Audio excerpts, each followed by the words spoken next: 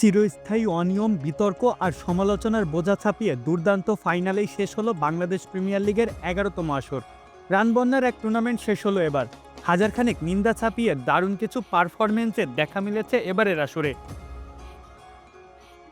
ধুরন্ধর batting থেকে শুরু করে দুর্দান্ত বোলিং পারফরমেন্স সবই ছিল এই আসরে। দারুণ সব পারফরমেন্সের ভিড়েও যারা বিষাদ ছড়িয়েছেন তাদের একাদশ নিয়েই এবার হাজির খেলা ৭১। বিপিএলের অন্যতম বড় নাম ছিলেন মোহাম্মদ হারিস। দুর্বার রাজশাহীর প্রত্যাশার আগুনে ছাই ঢেলে দিয়েছেন এই পাকিস্তানি তরুণ তুর্কি। ১০ ম্যাচে ১৬ গড়ে করেছেন মোটে ১৬৮ রান, করতে পারেননি একটি অর্ধশতকও। সর্বোচ্চ রান মোটে ৩২। ম্যাজিক হার্বাল টুথপেস্ট দূর করে দুর্গন্ধ সৃষ্টিকারী দাঁতের সমস্যা। ইয়েস, দেখাও তোমার ম্যাজিক। বিপিএলের আগেই রংপুর রাইডার্সকে জিতিয়ে এসেছিলেন গ্লোবাল টি-20 লিগ। সেই জন্য রংপুর রাইডার্সও ভরসা রেখেছিল স্টিভেন টেইলরের উপরে। তবে বারবার সুযোগ পেয়েও ব্যর্থ হয়েছেন তিনি। ৭ ম্যাচে মোটে ১২ গড়ে করেছেন ৮৪ রান, এর মধ্যে একটা ম্যাচেই ছিল ৩৯ রানের ইনিংস। অ্যালেক্স রস অনেক বড় তারকা ক্রিকেটার। খুলনা টাইগার্সের জয়ের স্বপ্নের বড় সেনানী হতেই তাকে উড়িয়ে আনা হয়েছিল। তাকে জায়গা দিতেই এলিমিনেটরে বসিয়ে দেওয়া হয়েছিল দলের অন্যতম সেরা পারফর্মার উইলিয়াম বশিষ্ঠকে। অথচ নিজের নামের প্রতি সুবিচার করতে পারেননি তিনি। ৮ ম্যাচে করেছেন মোটে ১০৮ রান, গড়টা মোটে ১৮। টুর্নামেন্টের শুরু থেকেই খুলনার অন্যতম ভরসার নাম ছিলেন আফিফ হোসেন ধ্রুব। তাকে ঘিরে দলের পরিকল্পনা ছিল মেহেদী হাসান মিরাজের অন্যতম সেনানী বানানো। অথচ আরও একবার ব্যর্থ আফিফ। ১৩ ম্যাচে করেছেন মোটে ২১৭ রান। ৪ ছক্কার ডামাডোলের বিপিএলে স্ট্রাইক রেটটাও বড্ড সেকেলে, ১২২.৫৯। মোসাদ্দেক হোসেন ঘরোয়া ক্রিকেটের অন্যতম সেরা ব্যাটার। বিপিএল ড্রাফটে দল না পাওয়ায় অনেক হাহাকার ছিল তাকে ঘিরে।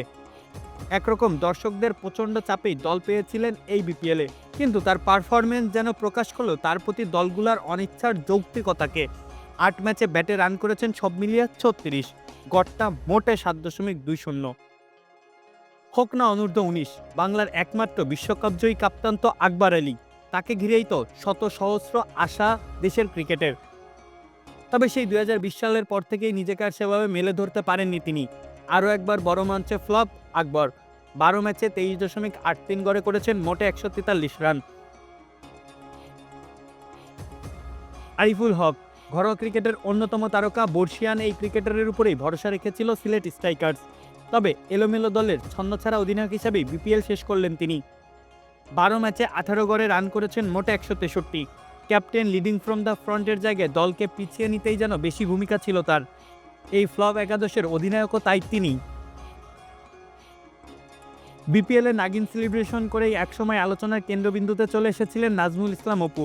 তবে এই বিপিএলে বল হাতে ছিলেন একদমই সাদামাটা। ৭ ম্যাচে নিয়েছেন মোটে ৩ উইকেট, গড়টা ৬০, ইকোনমি রেটটাও প্রায় ৯ ছুঁই। রিস টপলি সিলেট স্ট্রাইকার্সের পেস আক্রমণে নেতৃত্বভার ছিল তার কাঁধে।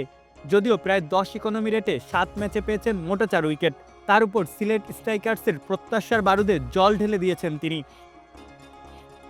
বয়সটা ৩৬ ছুঁই। দীর্ঘদিন ধরেই ক্রিকেট থেকে বেশ দূরেই শফিউল ইসলাম। তিনি কেনই বা এই বিপিএল খেললেন এটা নিয়েও যথেষ্ট প্রশ্ন রয়েই যায়। গুঞ্জন জল্পনা কল্পনার ডানায় হাওয়া দেয় তার পারফরমেন্সটাও। ৬ ম্যাচ খেলে উইকেট পেয়েছেন মোটে ৪টা, ইকোনমি রেট ১১.৪১, গড় ৪৮.৫০। ঢাকা ক্যাপিটালসে মুস্তাফিজুর রহমানের যোগ্য সঙ্গী দেওয়ার কথা ছিল আবু জায়েদ রাহির। অথচ কাজের কাজটা তো দূর, তার পারফরমেন্স বরং দলকে আরও চাপে ফেলেছে অনেকটাই। ৬ ম্যাচে ৯-এর উপর ইকোনমি রেটে পেয়েছেন মোটে ৫ উইকেট, পরবর্তীতে হারিয়েছেন দলে জায়গাটাও। মাহফুজ আহমেদ, খেলা ৭১।